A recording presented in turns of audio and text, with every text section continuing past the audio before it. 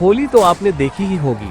देश में अलग अलग मान्यता के अनुसार होली का दहन किया जाता है, लेकिन कभी आपने बारूद से खेली जाने वाली होली का नाम सुना है?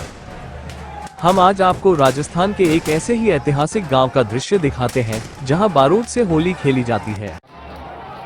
रात के सन्नाटे में देर तक बंदूकें व तोपें आग उगलती रही और तलवारों की खनक सन्नाटे को चीरती रही। यह नजारा था उदयपुर जिले के मेनार गांव का, जहां शनिवार रात को जमरा बीच के मौके पर बारूद की होली और चमचमाती तलवारों से गैर खेली गई।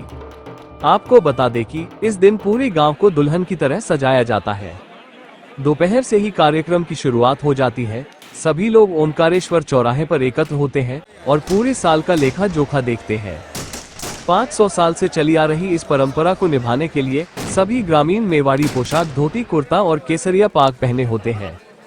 ग्रामीणों की बंदूकें पूरी रात आग उगलती हैं, वहीं गरजती तोपों की गर्जनाओं से ओंकारेश्वर चौक का माहौल युद्ध जैसा हो जाता है। मेनार मूलतया मेनारिया ब्राह्मणों का गांव है। इस गांव के लोगों ने मुगल सेना को धूल चटाई थी। बात तब की है जब मेवाड़ पर महाराणा अमर सिंह का राज्य था।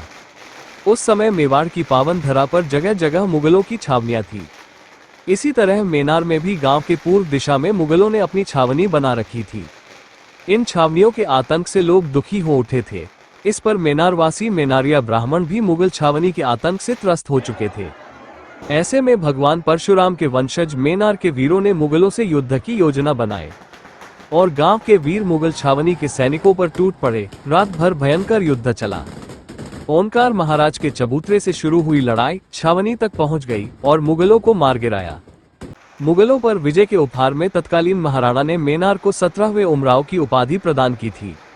यही नहीं, मेनार वासियों से 52,000 बीघा जमीन पर लगान तक नहीं वसूला गया। मेवाड़ के महाराणा अमर सिंह प्रथम ने मुगलों पर विजय की खुशी में मेनार के ग्रामीणों को शौर्य के उपहार स्वरूप शाही लाल जाजम, नागौर के प्रसिद्ध रणबांकुरा ढोल, सिर पर किलिंगी धारण करने का अधिकार प्रदान किया, जो परंपरा आज भी कायम है। इस प्रकार मुगल आक्रमणकारियों पर स्थानीय वीरों की विजय की खुशी में जमरा बीच चैत्र कृष्ण द्वितीया पर्व पर यह आयोजन किया जाता है। बड़ी बात यह है कि इस बारूद की होली में किसी प्रकार का पुलिस जाब्ता नहीं लगाया जाता है। ग्रामीणों में इतना अनुशासन है कि बारूद की होली खेलते हुए भी कोई झगड़ा या किसी को कोई नुकसान नहीं होता है। गांव का हर व्यक्ति विदेश से भी इस त्योहार पर गांव चला आता है। इस कार्यक्रम में गांव में निवासरत सभी जाति के लोगों का योगदान होता है। आयोजन में सुरक्षा व्यवस्था का जिम्मा मीना रावत समाज द्वारा संभाला जाता है। मेघवाल समाज द्वारा पीली मिट्टी से चौराहे पर लिपाई की जाती है एवं होलिका दहन की लकड़ी का बंदोबस्त किया जाता है। प्रजापत समाज द्वारा मिट्टी के मटके देने का जिम्मा होता है। वेद समाज इस कार्यक्रम में मशाल थामने का जिम्मा उठाते हैं।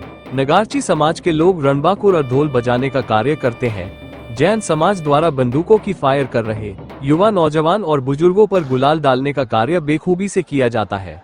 हम आपको बता दें कि गुलाब की रस्म का मतलब शांति प्रतीक मानी जाती है।